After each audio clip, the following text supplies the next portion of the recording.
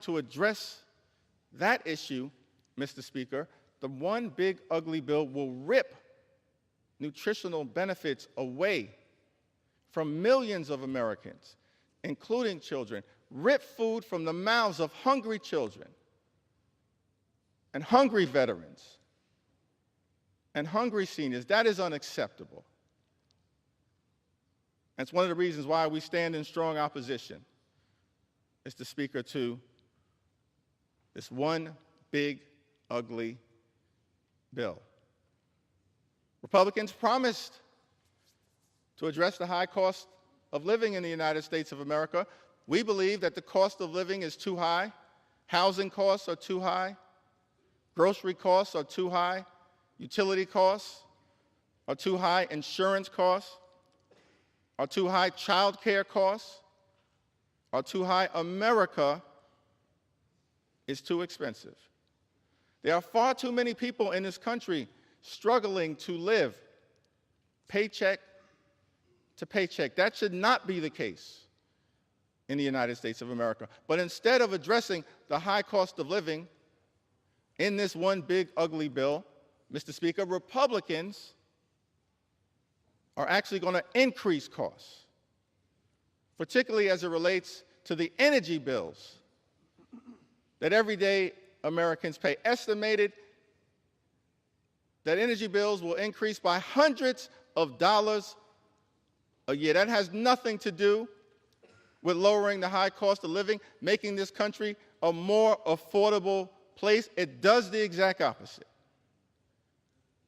It's an all-out and unnecessary assault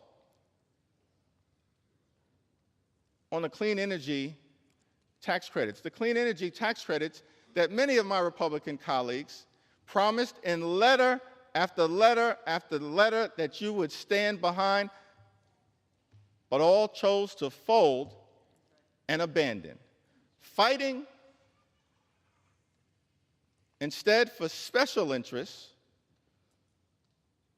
and opposing the ability for this country to stand up a cleaner energy economy, which means cheaper energy. And because of the attack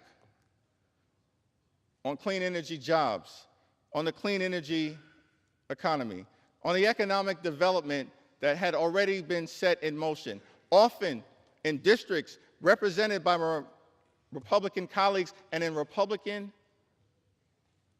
states, red states. By some estimates, millions of jobs are going to be lost. And so you're ripping health care away from millions of Americans, Mr. Speaker, ripping food away from children and veterans and seniors, raising the cost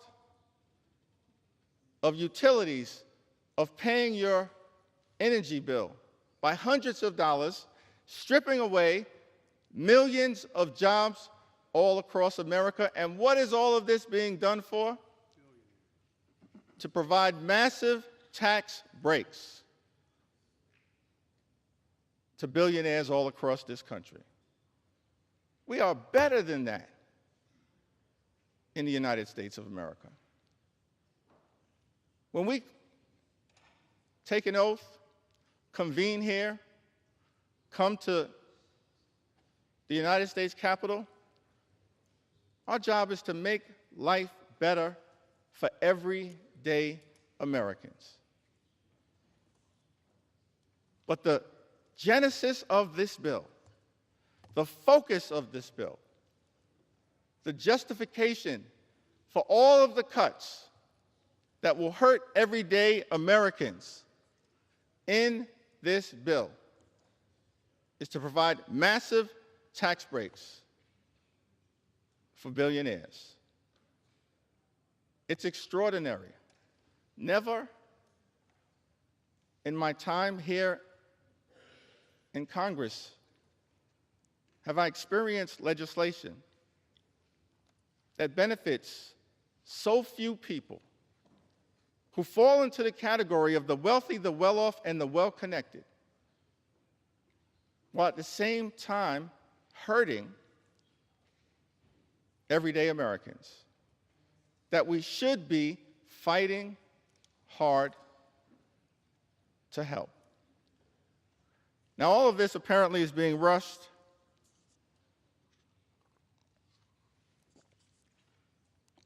because the decision was made by President Trump that he would like to get a bill done by the 4th of July.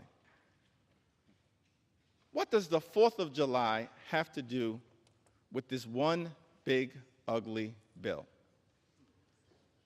What does celebrating American independence, the birth of this exceptional country, the journey that we've been on for 249 years, what does any of that have to do with this one big, ugly bill? I would suggest, Mr. Speaker, that if you actually look at the Declaration of Independence, what we find is that everything about this one big, ugly bill runs in direct contrast with what was set in motion by the framers and the founders of our great country. Of course, the Declaration of Independence, authored by Thomas Jefferson, makes the famous statement that we hold these truths to be self-evident, that all men are created equal, that they are endowed by their Creator with certain unalienable rights, that among these are life, liberty, and the pursuit of happiness. Mr. Speaker, I want to lock in for just a moment on that aspirational objective, the pursuit of happiness. Because when it comes to everyday Americans, this one big, ugly bill will hurt the quality of life of hardworking American taxpayers, and it's all designed to put a happy smile on the face of billionaires. That is inconsistent with the Declaration of Independence and what we should be celebrating on July 4th.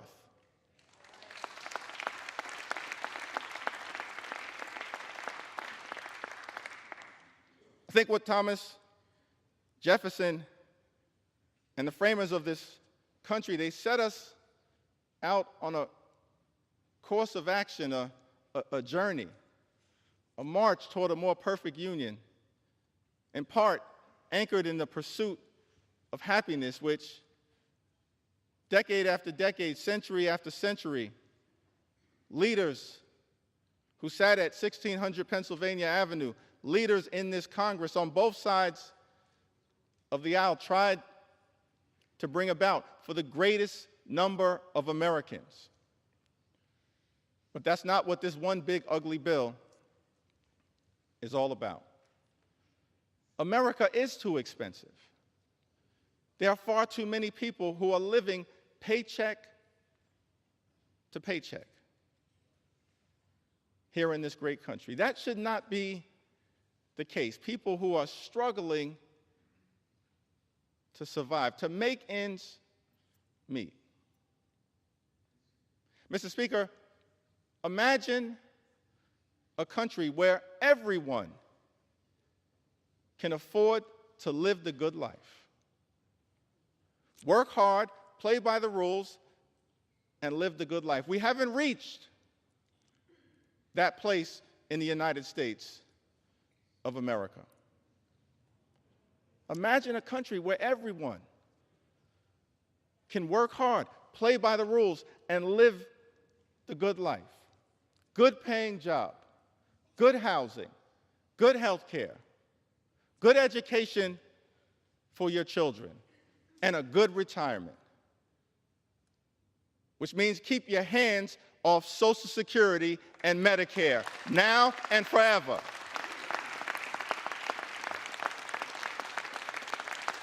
Now and forever. We want a country where every single American can afford to live the good life. Good paying job, good housing, good health care, good education for your children, and then a good retirement. And we know that in the United States of America, to unlock that quintessential American dream, living the good life, you have to work hard and play by the rules. But the challenge that so many Americans have right now in this country is that they're doing those two things. They're working hard and they're playing by the rules, but they're unable to experience the great American dream. They're unable to get to that third leg. They're unable to live the good life. And that's what we should be focusing on here in the United States Congress. Not gutting Medicaid, not ripping food out of the mouths of hungry children, not rewarding billionaires with massive tax breaks. How can you prepare to celebrate legislation that will undermine the quality of life of everyday Americans? It's not just a hypothetical. It's not just hyperbole. It's not just hype. It will happen. Everyday Americans will be hurt by the one big ugly bill. We're here on the floor of the House of Representatives debating legislation in the middle of the night with millions of Americans having gone to sleep anxious about what would happen. Here on the floor of the House of Representatives, understandably concerned that their voices have not been heard in this debate, that their pleas for compassion have been overlooked. Many of my colleagues, Mr. Speaker, on the other side of the aisle have chosen not to hold town hall meetings, not to hear from the voices of the people that you're privileged to represent. But we've embraced the American people. We haven't run from the American people. House Democrats will continue to run toward the American people and lift their voices up. Lift their voices up. And so, Mr. Speaker, I'm going to take a little time to share some of the stories of the American people. Voices that might otherwise be excluded from this debate. But we're not going to let those voices be excluded. We will ensure that these voices are heard.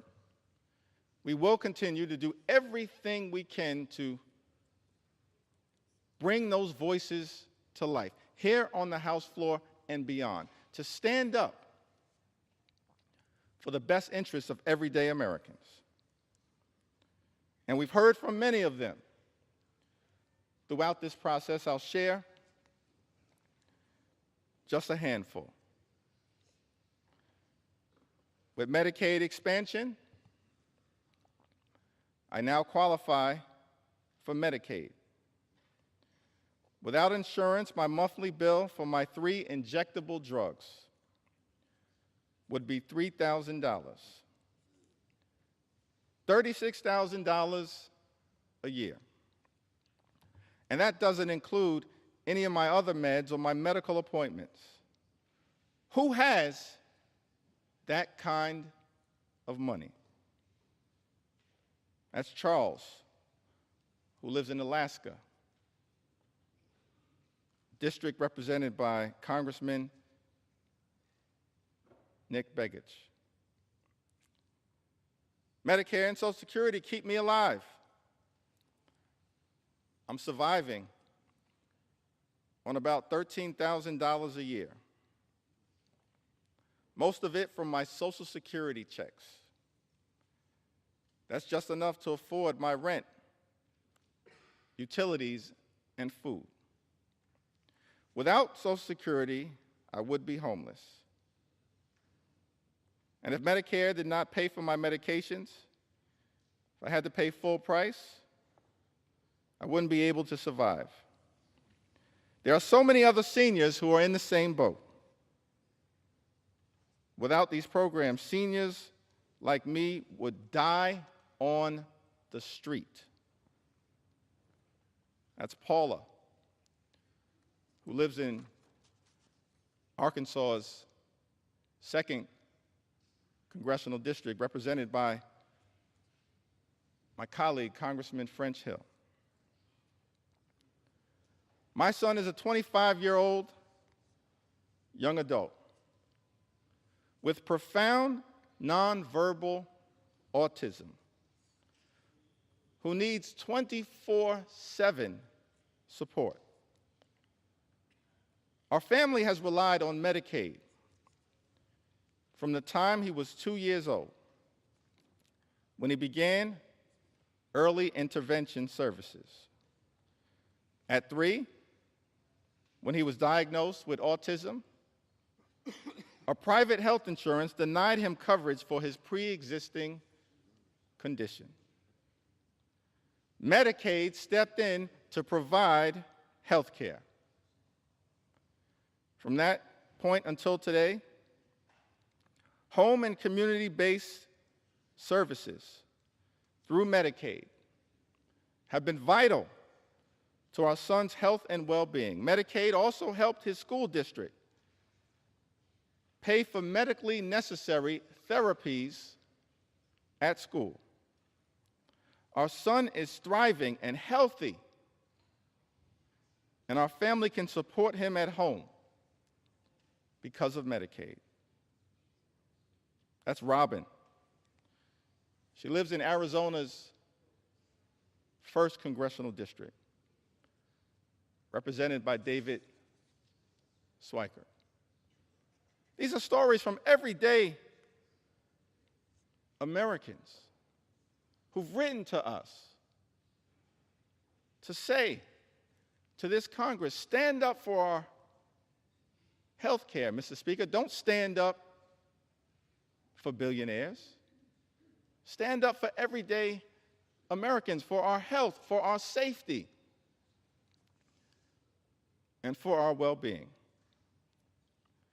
Gwendolyn from Arizona, she also writes, she says Medicaid is the difference between my son being healthy, happy, cared for, and social, versus being at home with aging parents who struggle to physically provide the care that is required daily. Medicaid funding means my son receives the incontinent supplies he needs, the internal feeding supplies he needs to live, and medications that his primary insurance won't cover. Medicaid matters because without it, my son and millions of others like him may not survive. Let me speak directly to Gwendolyn from Arizona. Her representative may not be fighting on your behalf. As House Democrats, we're here to say to you, we agree. Medicaid matters and it must be preserved. It must be preserved. because Medicaid matters to millions of people all across this great country, to children, to seniors, to people with disabilities, to women, to families, to people in every corner of the United States of America. Yes, Gwendolyn, Medicaid matters. And if your representative won't fight for it, we will.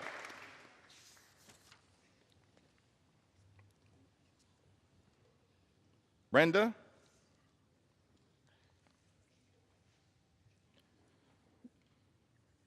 says to us, my youngest child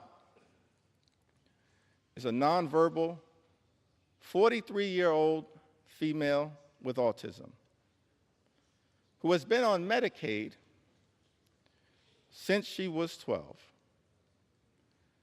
She's had 3 major surgeries and 6 or more outpatient surgeries, all made possible because of Medicaid. We would not have been able to get our daughter what she needed if it wasn't for Medicaid. She also has a seizure disorder and is on several medications. Some of them are way too expensive for us to afford on blue-collar income. Finding doctors that are good and accept Medicaid are few and far between. But some doctors are better than none. And the only way our daughter will get any medical care at all. She is one of the most vulnerable people in society. And caring for her is a full-time job. For myself and her father, who are both retired and are full-time care providers for her. I am not sure why anyone would want to take this help and service from people whose very life depends on the help it provides. That's a powerful and profound question. Why would anyone in this House vote to take away Medicaid from the American people amongst the most vulnerable here in the United States of America? Brenda from Arizona lives in Arizona's 6th congressional district, represented by my colleague, Congressman Juan Ciscomani. Garrett, also from Arizona. I'm still in the A section right now. So strap in as we make sure we lift up the voices of everyday Americans all across this country. It's important that we take note. This isn't abstract, taking away health care from the American people. It's concrete, it's real.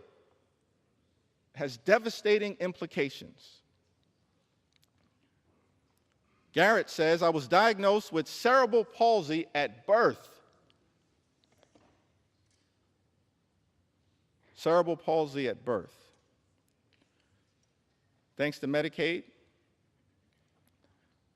I was able to undergo multiple surgeries that significantly improved my ability to walk, transforming both my mobility and daily life. Relying on Medicaid, SNAP in the past, and SSI, I worry about what would happen to me and my friends if these programs were taken away. Without them, I wouldn't be able to keep up with doctor's appointments, medications, and transportation. Earlier today, my distinguished colleague from the great Commonwealth of Virginia read a passage of Scripture, one of my favorite passages of Scripture, Matthew 25 and 35 through 40. And later on this morning, as I continue my remarks, perhaps I'll have an opportunity to go a little deeper into the meaning of Matthew 25 and 35. What I can say is that all of us should be trying to lift up the least, the lost, the left behind, the poor, the sick, and the afflicted. Garrett tells us, I was diagnosed with cerebral palsy at birth. And the first thing that jumped out to me when I read this was that we're all God's children, and we should be looking after all God's children to the best of our ability, not running away from them and undermining their quality of life. So Garrett, we're going to continue to stand up and work hard on your behalf. Nancy from California.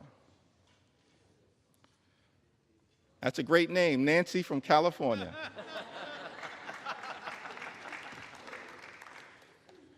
Nancy from California writes, my two special health needs,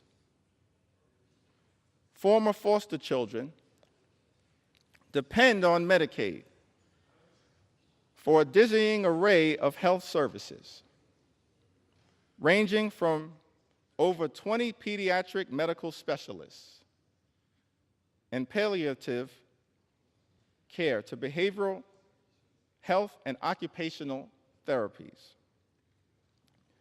They both have rare, incurable, disabling diseases that require IEPs to navigate school.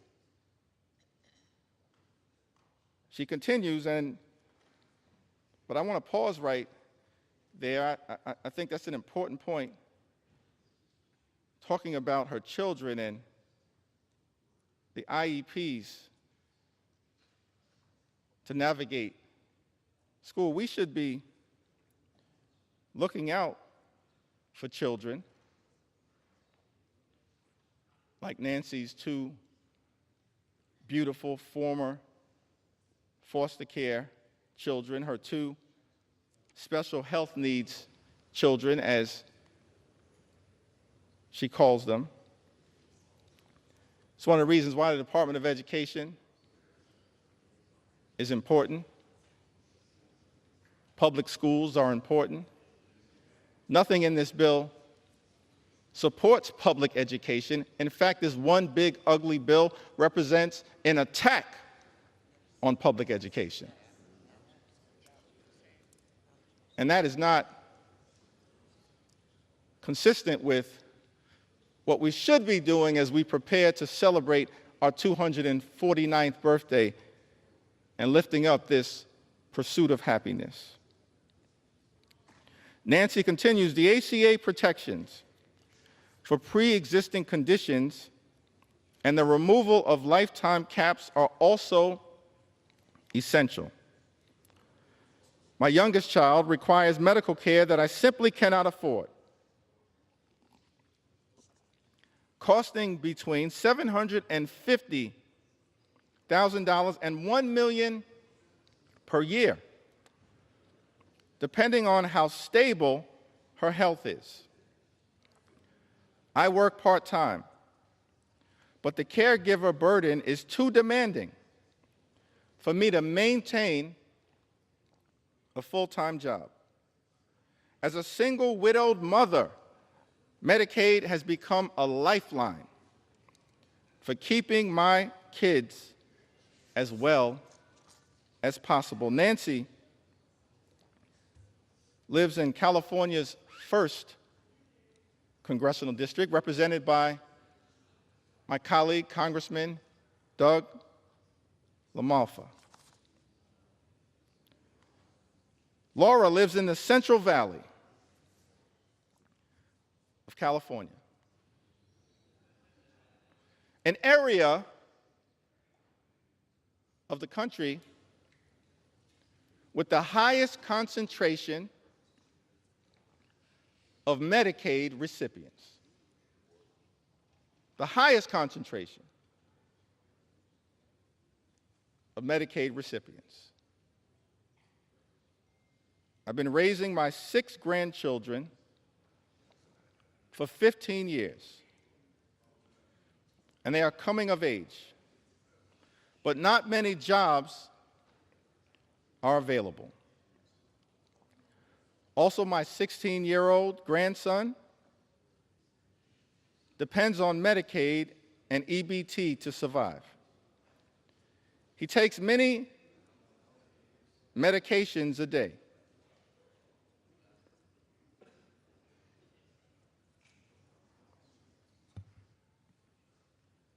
If you're not going to respect my ability to speak, respect the story that I'm telling on behalf of Laura. Respect her story, because her story matters. Her story matters, and the American people matter. We need order. He takes many medications a day. I'm too old to do anything but take care of him. I can't imagine choosing what medicines he gets or who gets to eat. Please reconsider for the people who need medication that is necessary for survival.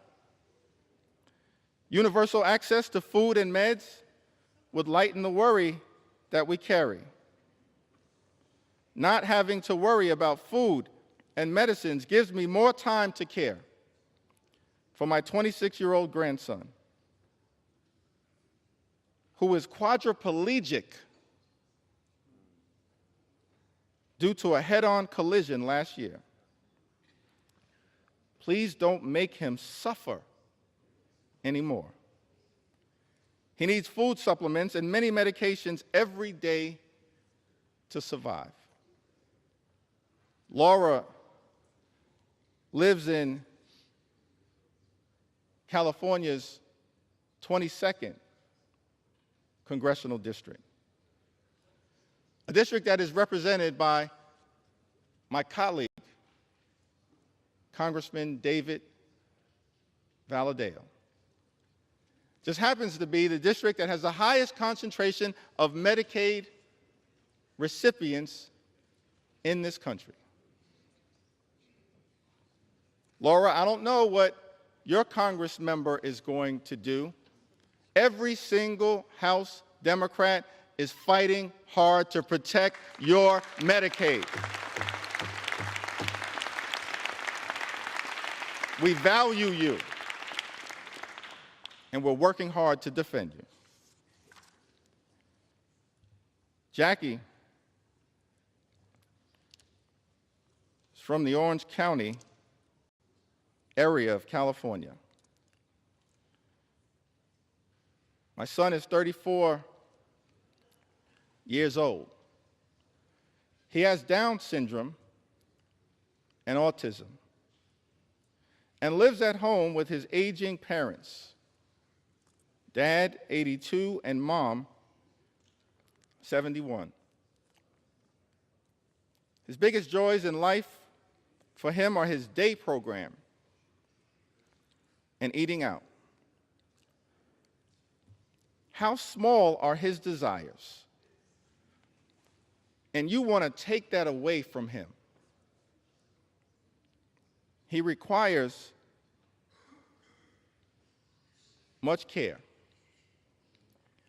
Bathing, shaving, washing hair, brushing teeth, dressing, etc. His aging parents can do the job required for this 100% of the time. He has great caregivers right now, and they have been with him for many years. Now you want to take that away from us? Please know that Medicaid, Medi-Cal, is what allows us to keep him in a safe and happy environment. That he will not get anywhere else. And for a whole lot less money. Why should that change for him?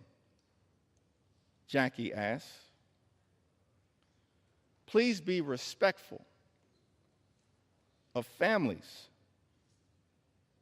who have high-need family members who need these services. Thank you for allowing me to speak on behalf of my son and everyone who loves him. Jackie lives in California's 40th congressional district, a district represented by my colleague, Congresswoman Young Kim. Kayla writes to us from Colorado. At 26, I was diagnosed with brain cancer, a discovery I was only able to make because of Medicaid. Without it, I wouldn't have been able to get the treatment I need to survive. That diagnosis changed my life. And while I am grateful to be here, I can no longer work. Now I rely on disability benefits, food stamps, just to get by. These programs are the only reason I'm able to live. Without this support, I don't know how I would manage. Kayla lives in Colorado's 2nd congressional district, a district represented by the Assistant Democratic leader, Joe Neguse. Kayla, I can say to you that your Congress member is fighting hard to protect you, just like every single member of the House Democratic Caucus.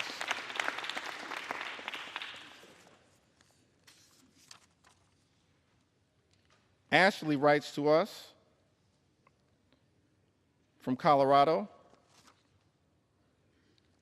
She says, my life was saved by the Affordable Care Act. Because of this act, I was able to stay on my parents' health insurance when I couldn't get any coverage. At the time, I was dealing with a myriad of health issues and would eventually be diagnosed with multiple chronic illnesses. Because of the ACA, when my husband and I were married, I was able to be added to his insurance without being denied due to pre-existing conditions. Prior to the act being passed, I was denied coverage and care many times. If I was even approved for coverage, it cost me thousands per month in premiums. I was being penalized, Mr. Speaker,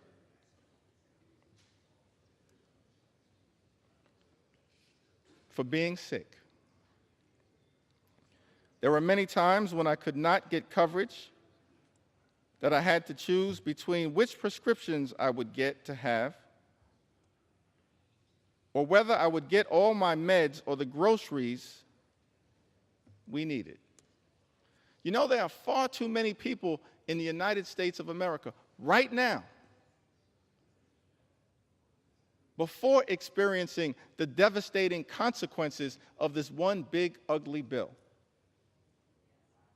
who have to choose between putting food on the table, clothing on their backs, access to medication, or paying the rent. The United States of America is the wealthiest country in the history of the world. Not a single hard-working American taxpayer should ever have to choose between food or medicine or rent or putting clothing on their back. Not a single hard-working American taxpayer should ever have to make that choice.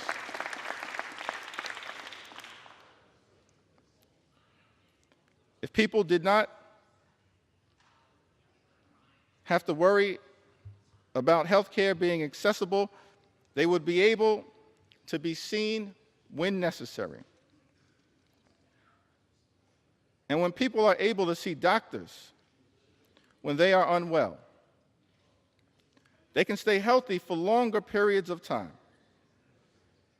When people can stay healthy, they don't miss work. When people don't miss work, they don't risk losing their jobs. The way things work now only encourages the constant classist act of keeping the sick and poor sick and poor. This should never, ever be a situation in a country that claims to have the best functioning economy in the world, the best doctors, the best universities. Ashley lives in Colorado's 3rd congressional district.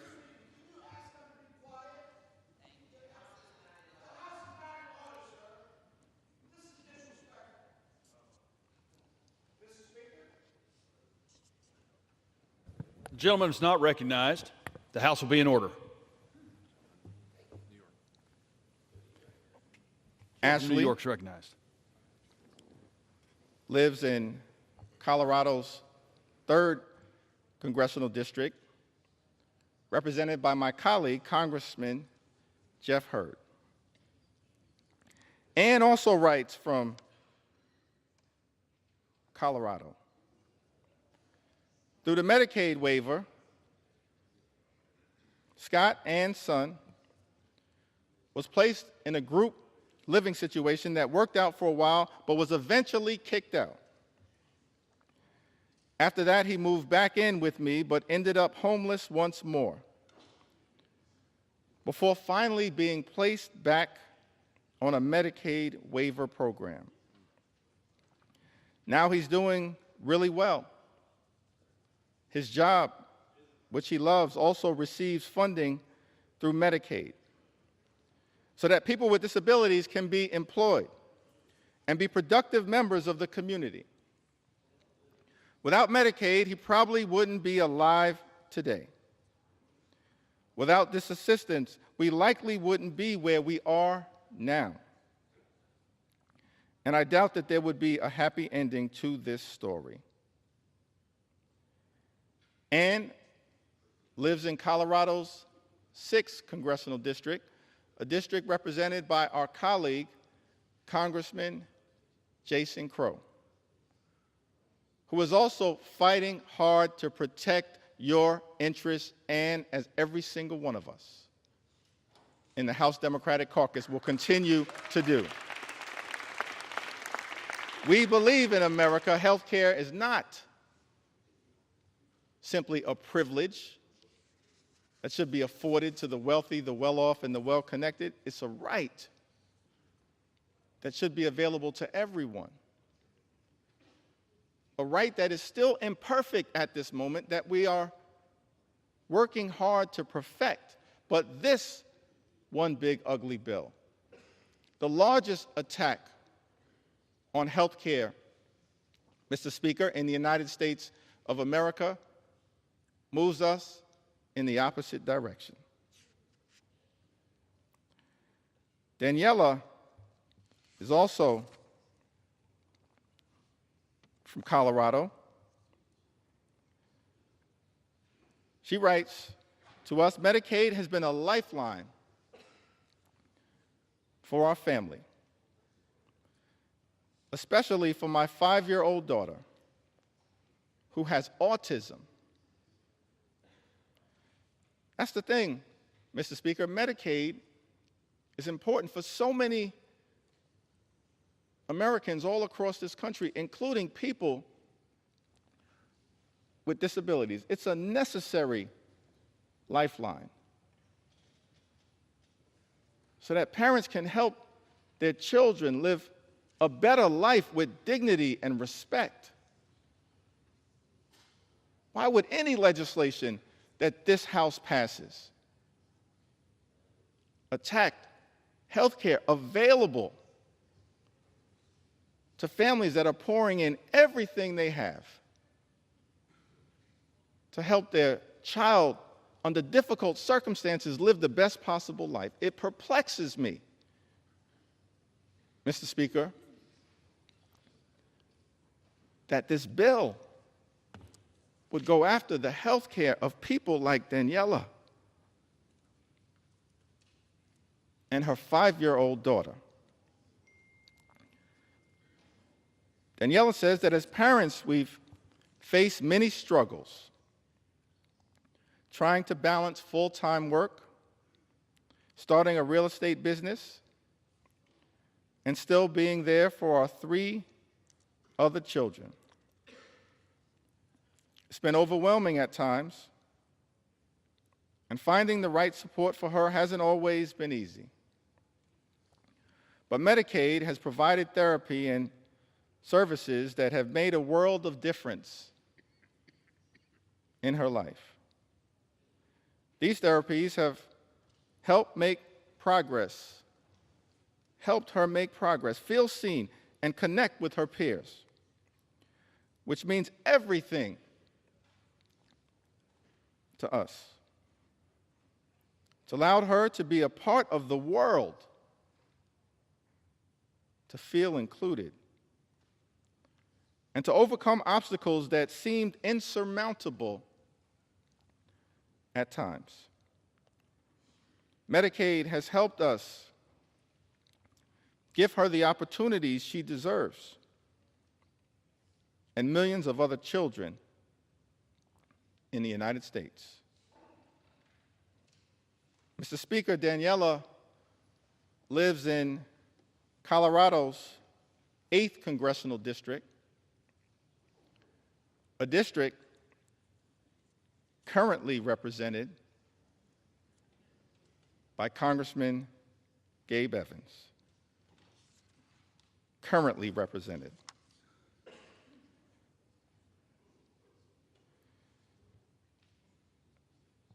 Mr. Speaker, we heard from Martha, who writes from Florida. I have an adult daughter with developmental and intellectual disabilities who needs Medicaid for her medical care. As a mom, I worry a lot about what the future will hold for her. Will she have access to quality medical care when my husband is no longer able to provide for her? Please support individuals like my daughter who are vulnerable and need our help. Thank you from my heart. Martha lives in Florida's 7th Congressional District, a district represented by our colleague, Mr. Speaker, Congressman Corey Mills. We've heard from people from the heartland of this country In Indiana, Kim writes to us, SNAP and Medicaid were lifelines when my children were younger. At least when I was able to get them. As a single mom, working my way up from low-paying jobs, we often had too little food. My dinner was the combined uneaten food from my 4 kids' plates. Even then, keeping benefits was difficult due to missing or late paperwork, faxes lost to the ether. I sometimes worked 3 jobs and cried too often when the letter came saying benefits were suspended. When that happens, you end up hungry for weeks until it's straightened out. Kim lives in the 9th Congressional District of Indiana, Mr. Speaker.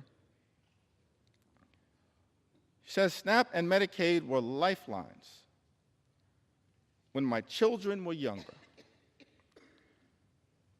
at least when I was able to get them. Let me park right there for a moment, because one of the arguments that I've consistently heard made, Mr. Speaker, by our Republican colleagues on the other side of the aisle is that they weren't going after Medicaid recipients, that no benefits would be taken away as a result of these so-called work requirements.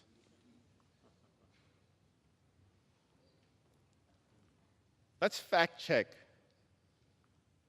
that statement. Every independent entity that has looked at this question, including the Congressional Budget Office, has made clear, as a result of the one big ugly bill, millions of Americans will lose their Medicaid benefits. These so-called work requirements are just a smokescreen, because more than 90% of the people who receive Medicaid benefits who can work, do work right now in the United States of America. Right now, more than 90%. What these impositions are really paperwork requirements that are designed to make it harder for everyday Americans like Kim to access their benefits. And as a result, millions of Americans who are eligible, who are hardworking, who are deserving, will lose their health care. Kim says, I sometimes worked 3 jobs and cried too often when the letter came saying benefits were suspended. As House Democrats, Mr. Speaker, we are here fighting for people like Kim and millions of others like her all across the United States of America who will lose urgently necessary, life-changing, and life-sustaining Medicaid benefits as a result of Donald Trump's one big, ugly bill.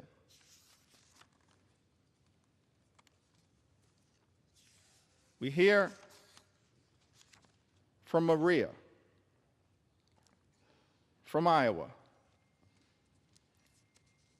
in the great heartland of this country, Maria writes to us in 2021, I got seriously sick with COVID. I ended up in a coma for 12 days. Spent 3.5 weeks in the ICU. And then another 3 weeks on the recovery floor. If it wasn't for Medicaid, I wouldn't have received any of the care I needed. I honestly don't know where I'd be today. I don't know what my family would have done. Without Medicaid, I wouldn't have made it. If I lost Medicaid, it would completely change my life. I wouldn't be able to afford my insulin, diabetes medications, blood pressure medications, or see my endocrinologist, all of which are life-sustaining treatments. I also need to see my pulmonary specialist regularly. Without Medicaid, my health would deteriorate rapidly.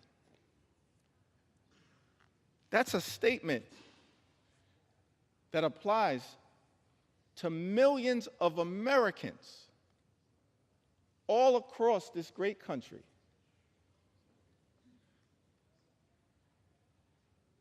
Who are at risk of losing their health care because this one big, ugly Republican bill has put a target on their back. Mr. Speaker, without Medicaid, my health would deteriorate. Taking the time to share these stories because this is a question for so many Americans of life and death. It's extraordinary that on the House floor, in the middle of the night, the American people are forced to confront a bill that targets their health care and will result in their well-being deteriorating. More than 17 million Americans at risk of losing health care coverage, and then tens of millions more experiencing increased premiums, co-pays, and deductibles as a result of the attack on health care in this bill. Many of them will also lose coverage, lose their health care. These are Americans on private insurance, employer-provided insurance. But because of the health care attacks in this bill, their premiums, their co-pays, their deductibles will go up. Some will not be able to afford it, and they will lose their health care. That's what this bill represents. That's why I'm taking the time to share these stories and experiences and concerns and fears and anxieties of the American people. I wish, Mr. Speaker, that we had a lot more time to debate this bill. This is the type of bill that under normal circumstances we'd have hours and hours of debate, where hundreds of members could participate on both sides of the aisle and share their thoughts, their perspectives, their ideas, their passionate support or passionate opposition. But this bill, which by some estimates is larger than the CARES Act and the American Rescue Plan and the Infrastructure Investment and Jobs Act and the CHIPS and Science Act combined in terms of its possible impact on the debt in this country, increasing the debt by more than $3 trillion, saddling our children and grandchildren with that level of extraordinary debt by people who claim to be fiscally responsible. The implications of this bill are enormous. And yet, each side of the Ways and Means Committee was given 15 minutes to discuss the implications of this bill. Each side of the Budget Committee was given 15 minutes to discuss the implications of this bill that will have devastating consequences for everyday Americans, while rewarding billionaires with massive tax breaks. It had been my hope, Mr. Speaker, that we'd be able to have a robust debate, passionate support or passionate opposition in connection with this bill, that hundreds of members on both sides of the aisle could participate in. Instead, we have a limited debate where the relevant committees of jurisdiction have been given 15 minutes each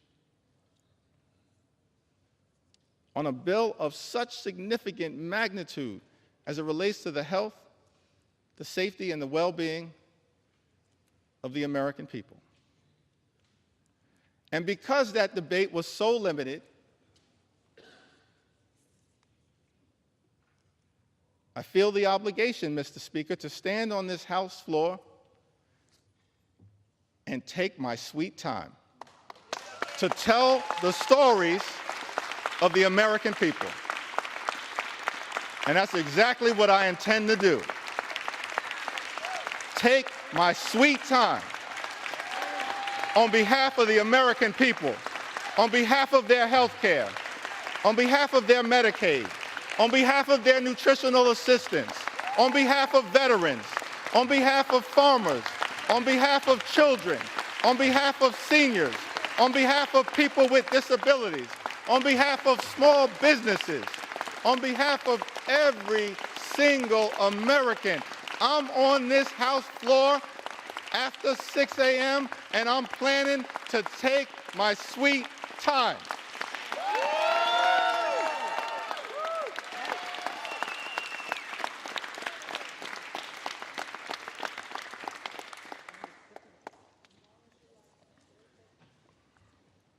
Without Medicaid,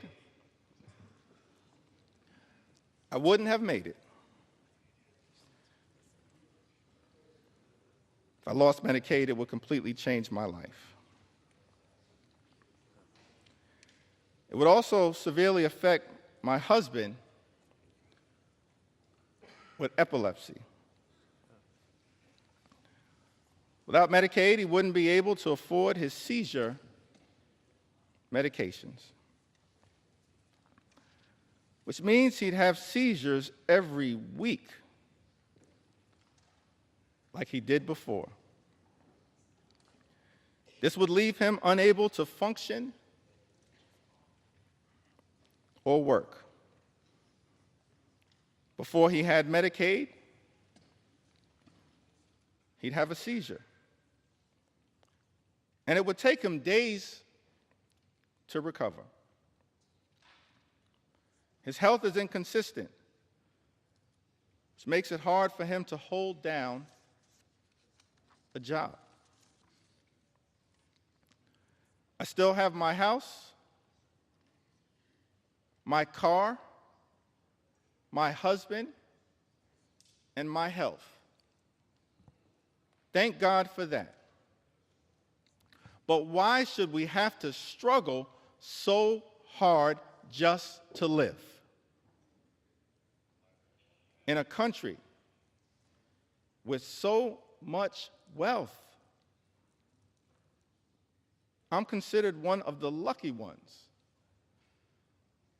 And yet I still struggle to make ends meet for the basics. That's Maria pouring her heart out to us as members of Congress about her struggles. She lives in Iowa's 1st Congressional District, represented by our colleague, Mr. Speaker, Representative Marionette Miller Meeks. In a country with so much wealth, I'm considered one of the lucky ones. And yet I still struggle to make ends meet for the basics. Maria makes this important point as we stand on the threshold of the 4th of July. Thomas Jefferson, having written those immortal words in the Declaration of Independence, we hold these truths to be self-evident, that all men are created equal. They are endowed by their Creator with certain. Gentlemen will suspend. Members are reminded to take their conversations off the floor. Close both sets of cloakroom doors, please. Gentleman's recognized. Thank you, Mr. Speaker.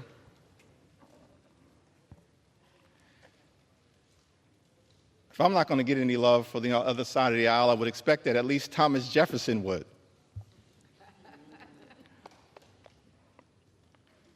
He wrote in the Declaration of Independence that among these are life, liberty, and the pursuit of happiness. What is the pursuit of happiness in the United States of America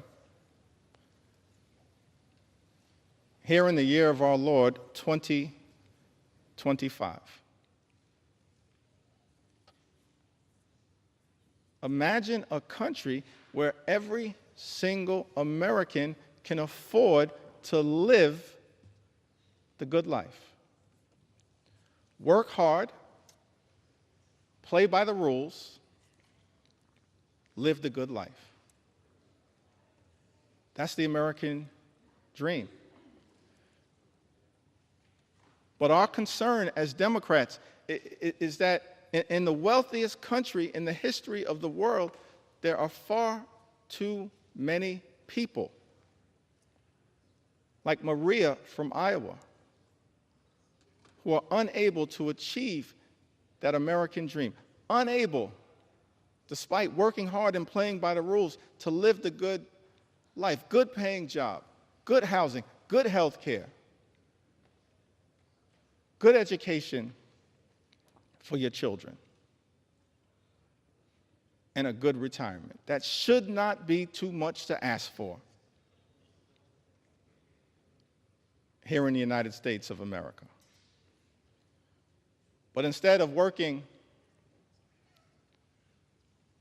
to to bring that American dream to life for the greatest number of people all across the country. This one big, ugly bill, Mr. Speaker, that our Republican colleagues are trying to jam down the throats of the American people will undermine their quality of life.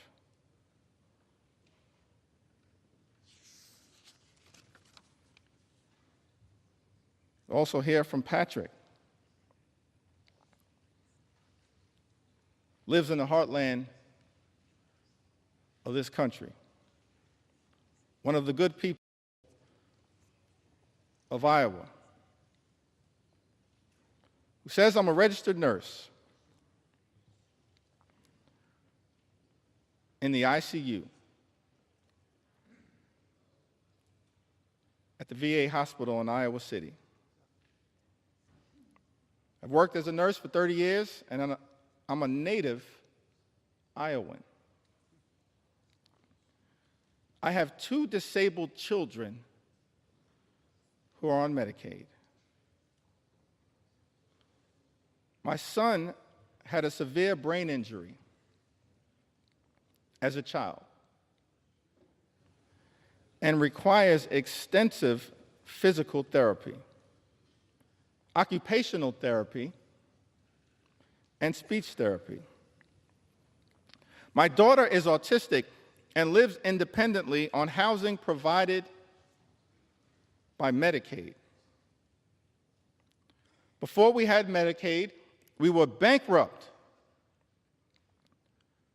paying for their treatment. We would go bankrupt again if Medicaid is cut. These are complicated systems for people with very complicated needs.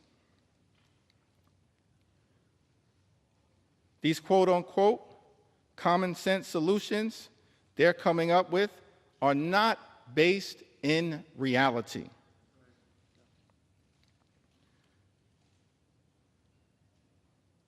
People have tried these work requirements in the past, but even disabled or able-bodied people, we all have barriers.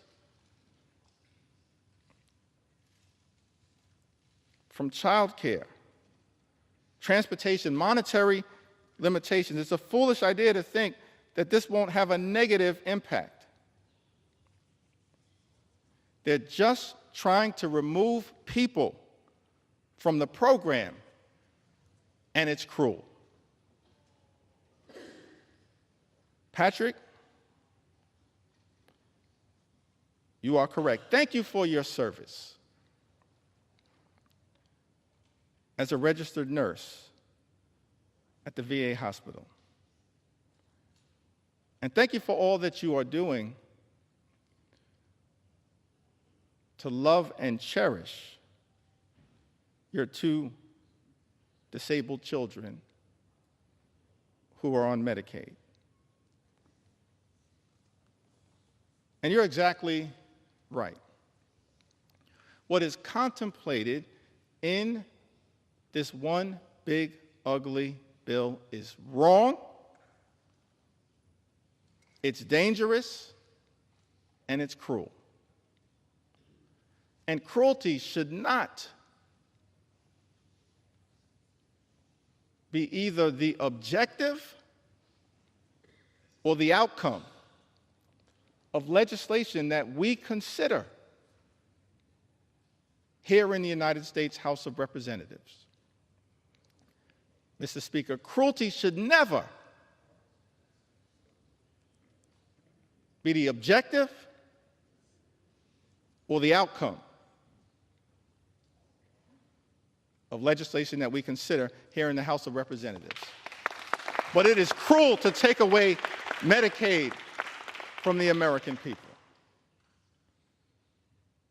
And that is why, as House Democrats, we will continue to show up and speak up and stand up in defense of the health care of the American people. I'm thankful for all of my colleagues who are here,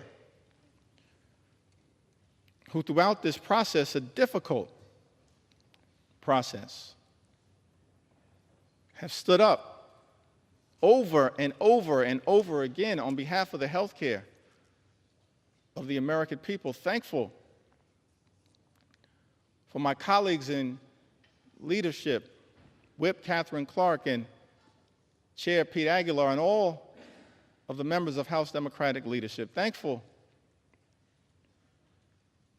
for the leaders of every single committee who's been battling hard to push back against the cruelty that is in this one big, ugly bill. Thankful for the leadership of Richie Neal. Thankful for the leadership of Frank Pallone. Thankful for the leadership of Brendan Boyle. Thankful for the leadership of Angie Craig. I'm thankful for the leadership, the principal leadership of every single member of the House Democratic Caucus. But above all else, I'm just thankful for the spirit, the heart, and soul of the American people who have risen up throughout this country to make it clear to all of us in this institution: keep your hands off our Medicaid. Keep your hands off our health care, our Medicaid, the Affordable Care Act. Keep your hands off our Medicaid. That's why, Mr. Speaker, I stand before you today to lift up stories on behalf of the American people. Don't have the great privilege and honor to stand on this House floor, as all of us, Democrats and Republicans alike, do, on behalf of the American people in this great institution, the House of Representatives. But to me, what we are doing with this one big ugly bill, this assault on health care, on veterans, on nutritional assistance, this assault on good-paying, clean energy jobs, this assault on the high cost of living in the United States of America, all of it is inconsistent with the best of what this House of Representatives should be doing for such a time as this. And so I stand here on behalf of everyday Americans like Elizabeth, who's also from Iowa. Elizabeth suffered from sepsis caused by untreated strep throat. After waiting to receive care while uninsured and without paid sick leave. After receiving care she needed, she was able to apply for Medicaid and have her medical bills retroactively covered. Now, Medicaid has allowed her to get access to essential and preventative health care. Mr. Speaker, Elizabeth lives in the congressional district represented by our colleague, Zach Nunn, Iowa's 3rd congressional district. Thank you, Elizabeth, for highlighting one of the concerns that all of us should have with this bill. When you launch an all-out assault on the health care of the American people, when you effectively in Medicaid as we know it, gut parts of the Affordable Care Act. What you essentially are doing by stripping health care away from the American people, putting people like Elizabeth back in the position that she had previously been in, where she has untreated medical conditions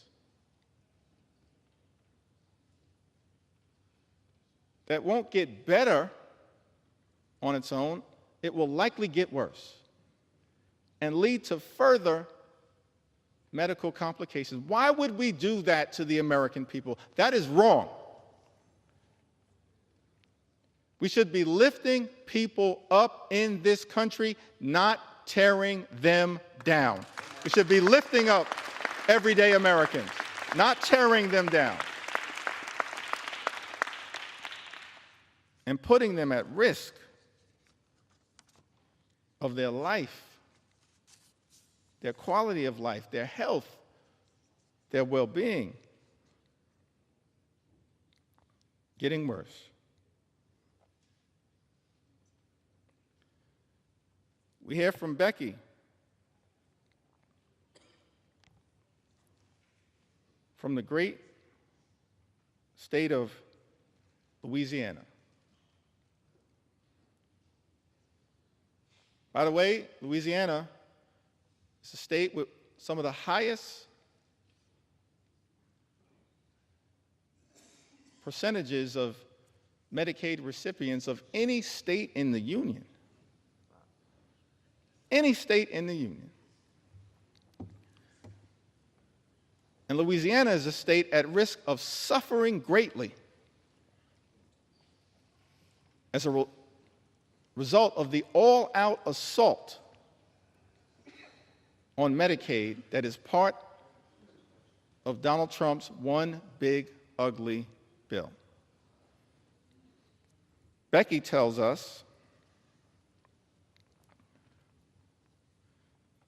I have had Medicaid for years, and without it, I wouldn't be able to afford to see my doctors or cover what Medicaid doesn't pay. As a senior citizen, I now have to go back to work just to keep a roof over my head, afford rising food and utility costs, and maintain my car. Meanwhile, the government keeps taking more and more out of my Social Security benefits. Money I already paid taxes on while working. Feels like the middle class no longer exists. You're either rich or poor. Politicians today have no real understanding of what it's like to struggle every single day. If they had to live like regular people, maybe things would improve for seniors like me. Becky lives in Louisiana's 3rd Congressional District, a district represented by our colleague, Mr. Speaker, Representative Clay Higgins. Louisiana, state, of course, also represented by my good friend and colleague,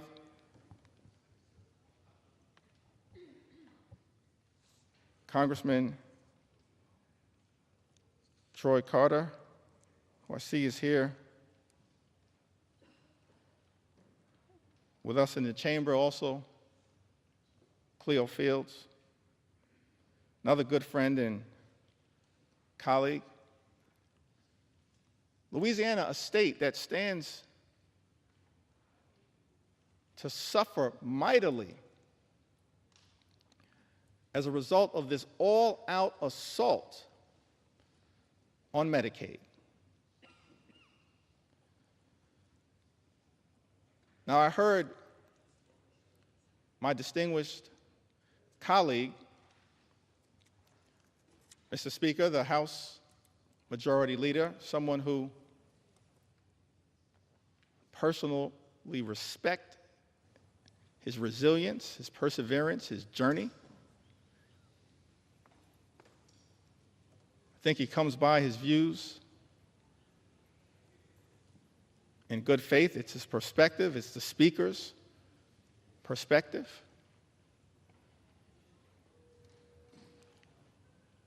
But many of our colleagues on the other side of the aisle have made the representation that as House Democrats, we're not telling the truth to the American people about the devastating impact that Donald Trump's one big ugly bill, a bill being rushed through this chamber, will have on the health and the well-being of people in Louisiana and all across the country. They've accused us of fear-mongering and making misrepresentations. And so I was surprised to learn, Mr. Speaker, that the Louisiana State Legislature recently voted. The Louisiana State Legislature that has a Republican supermajority. The Louisiana State Legislature recently voted to condemn the one big ugly bill because of the extraordinary attack on Medicaid that will adversely impact their constituents. We're telling the truth. This one big ugly bill will hurt everyday Americans in Louisiana and all across the country. Don't take our word for it. Take the word of the Louisiana State Legislature. Supermajority. Who done? Who done? So we're here on the House floor, taking our sweet time to tell the stories of the American people and the adverse impact that Trump's one big ugly bill, that my House Republican colleagues, Mr. Speaker, are trying to jam down the throats of the American people, causing great harm to those who we should be working hard to protect, love, and cherish, not adversely impact their ability to live and live life more abundantly.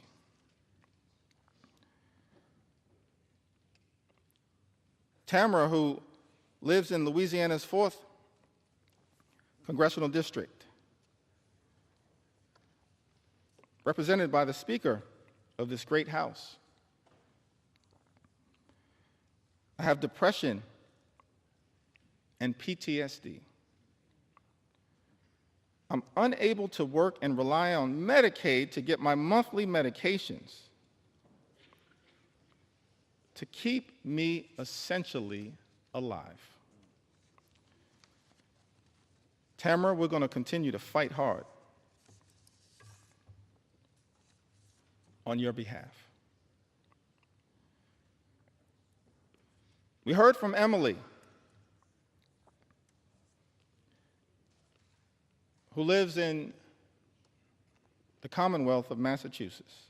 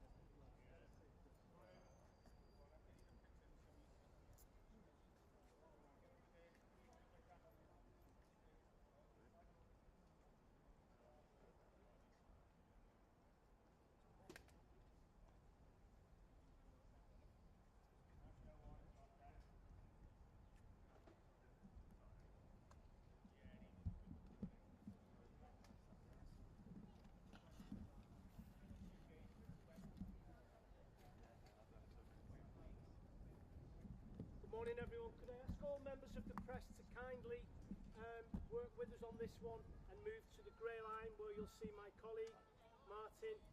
All members of the press to move to that grey line for us, please. There is a reason we're asking you to do this, which will become apparent. If you do that for us, we'll be apparent. Thank you. Members of the public, stay where you are. There's a reason we're doing it, so you need to.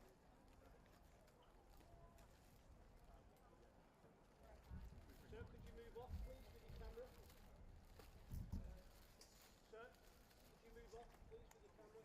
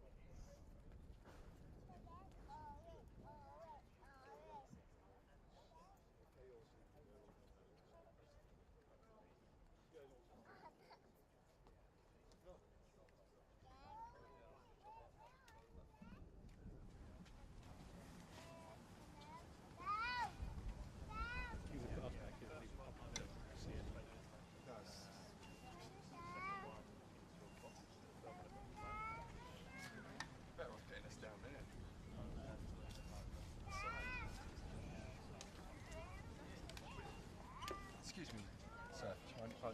Is it possible to go on the grass down there? It's not this time. No, sorry. There's a reason for it. Later, would it be? I'll let you work it out. There's a reason why we're doing what we're doing. No problem. No problem. Okay.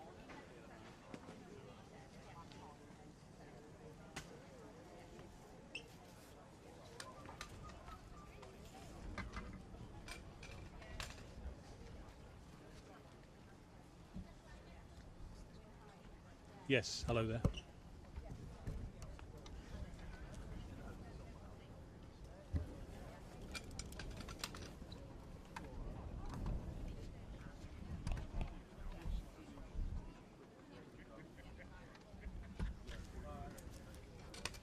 If something happens, I'm just going to go Yeah, off the shoulder. want to go, or just Go with it. Yeah. You grab that and we'll go with it. You can talk about it as it's happening if you like. It's going to be a bit of a... Do my best.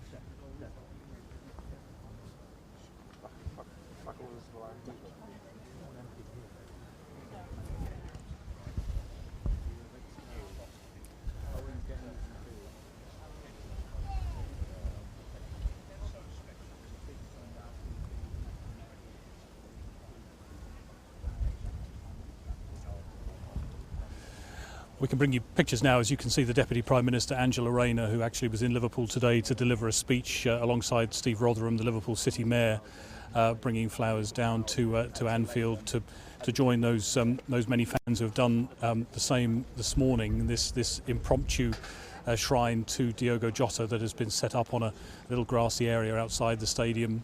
As I say, Angela Rayner had been speaking to an audience at a conference centre in Liverpool when that news was confirmed, and sending that shock throughout the city of Liverpool, and clearly wanting to be part of this tribute to someone who, as is very clear, was loved in this city for his football ability, but also his qualities as a person, and a person who they are mourning here. And as I say, Angela Rayner alongside Steve Rotherham, the Liverpool Metro Mayor, paying those, adding her tributes and her flowers to those many fans who have already come to Anfield, and no doubt will continue throughout the course of the day to pay their tributes and reflect on that shock, that sense of shock that this club is feeling, that many fans are feeling.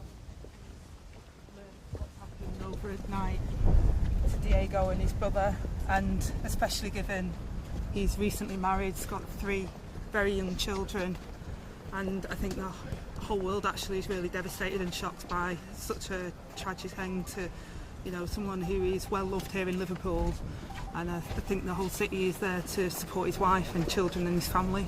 It's just such a tragedy, isn't it? You know, only 28 years old, he literally only got married less than 2 weeks ago. Just absolutely shocking. It's heartbreaking. It is absolutely heartbreaking, and just shows how life events can change really quickly. And you know, I'm absolutely devastated for his wife and his children and his family. I can't imagine what they're going through at the moment. My son's 28, and it just, you know, it's really shocking. And you speak to people here, and you know, he was like a family member, you know, for Liverpool fans, but not only Liverpool fans, but football fans across the world.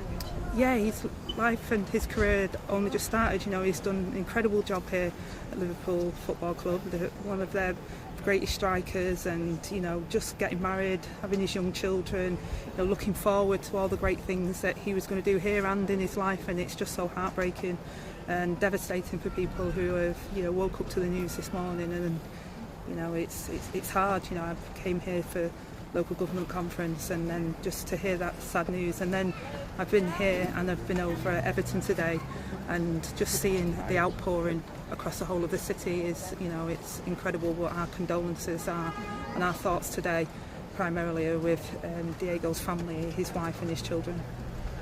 Thank you. Thank you. Thank you. There we are, Deputy Prime Minister Angela Rayner there, reflecting, I think, what a lot of people feel here today, that sense of loss, that alongside the loss of a footballer and someone who was clearly successful in playing for Liverpool and bringing...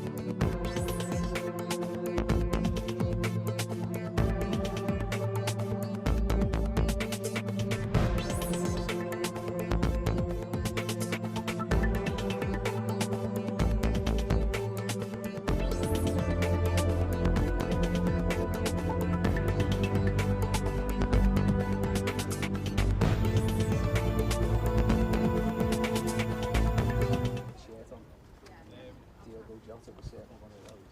And it's a human tragedy, it's not a football tragedy, isn't it? You know, families, you know, he died with his brother, he left a widow, children, his parents have lost 2 sons.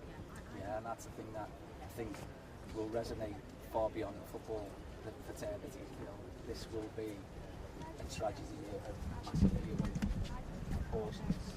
You think about those people that he has left behind, and those 3 little kids, for instance, without a father, and the parents without 2 sons. Now, yeah, it's a terrible tragedy for everybody, but the family has been absolutely devastated. Steve, we've just seen you laying those flowers for Angela. Can you explain how you felt as you put them down? A sense of real sadness. I just think that football fans, you see people on the pitch and they become heroes, but also there's this connection, there's this emotional connection between fans and football. And at this club, obviously, I'd say big time, but the wider football family will have lost one of their sons as well as, of course, the parents have lost 2. And we've seen so many Liverpool fans here down there. It shows kind of just what you're saying there. His character resonated with them as much as his goals. Yeah, unfortunately, it's a tragedy, and when that happens, people do congregate around this place. You know, Hillsborough Memorial is obviously where the flowers are being left, and we come together as a city, we come together as a football fraternity, and that's what would happen in these circumstances. Obviously, you're a fan as well, Steve. Are there any sort of memories of Diogo Jota that stand out in particular? Any favourite goals of his? Definitely. So I took my brother on his 50th birthday to Anfield, and it was 3-0 against Tottenham, and he pulled it back to 3-3, and Richarlison scored. So it was really one of those very devastating moments. And in the last minute, one of the Tottenham players put a short back pass to the goalkeeper, and he nicked it. He nicked it in the last minute. He slotted in the far corner. And the joy of that was, it was something that I wanted, not just as a football fan, but my brother then having a birthday that I'll never ever forget. And that's the sort of thing that Jota was famous for, wasn't it? He was coaching, he was a brilliant footballer, but he was a great goal scorer as well. I suppose there is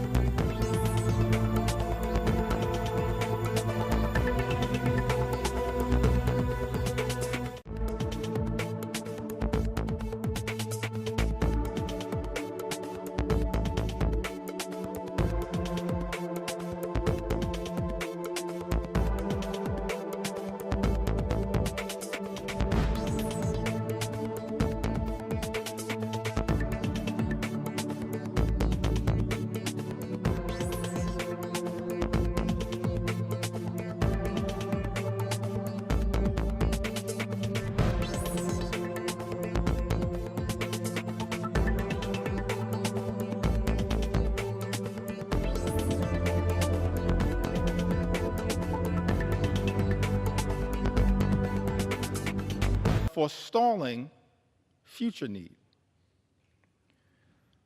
It utilizes the familiar machinery of our federal state government to promote the common welfare and the economic stability of the nation. The act does not offer anyone, either individually or collectively, an easy life, nor was it ever intended so to do.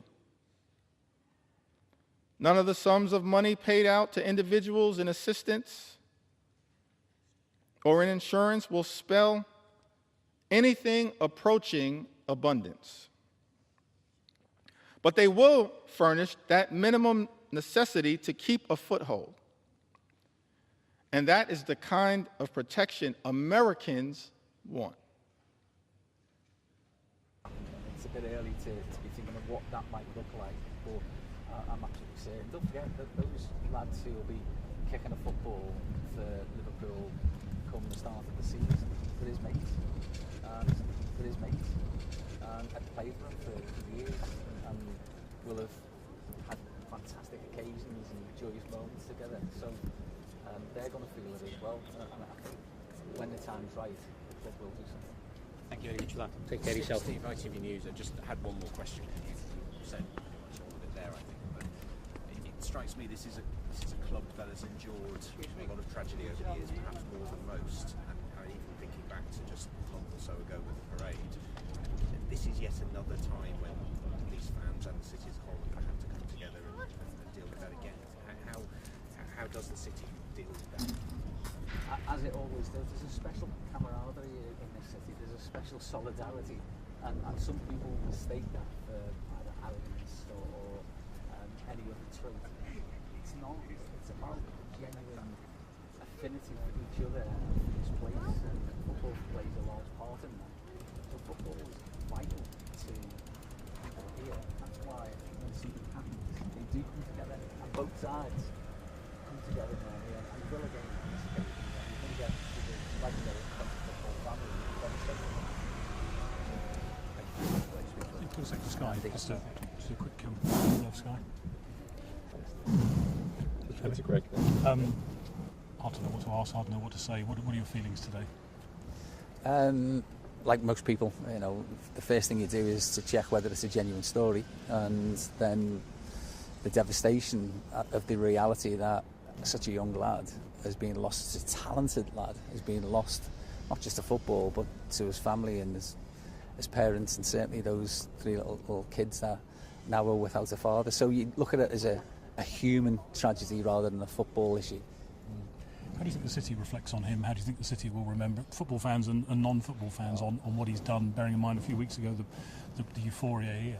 Yeah, and I think what you're going to have is football fans from one side, from the Liverpool or perhaps from Wolves or other clubs that he's played for, remembering the workhorse that he was and the fantastic footballer and the goals that he scored.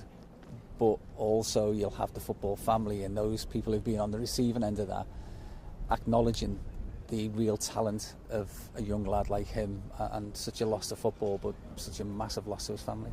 This club, of course, this city knows about those human tragedies as you describe it, and I guess ultimately this is a family that's lost so much in two brothers and so much more as well. Yeah, exactly, and that should be all of our first thoughts, shouldn't it? You know, it's more of the human nature of this tragedy rather than what it means to football. Football will go on, it always does, but for that family, I mean, how do you get over the devastation of losing two sons, for instance, and three little kids losing a father?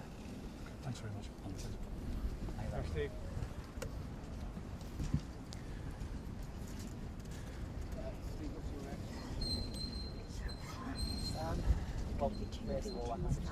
Rob Howard's place, just going to be like an obit and a piece from me just focusing on Liverpool reaction. Okay, perfect. So we can have Rainer. Yes, Great. we can have Rainer, Steve, and then the boxes. Perfect. We've got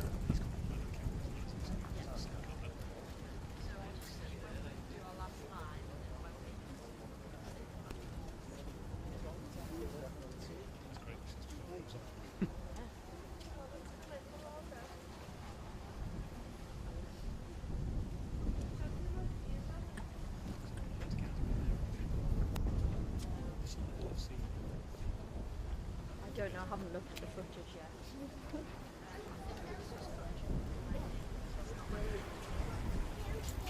I'll get that. Yeah, of course, yeah. I'll have a look.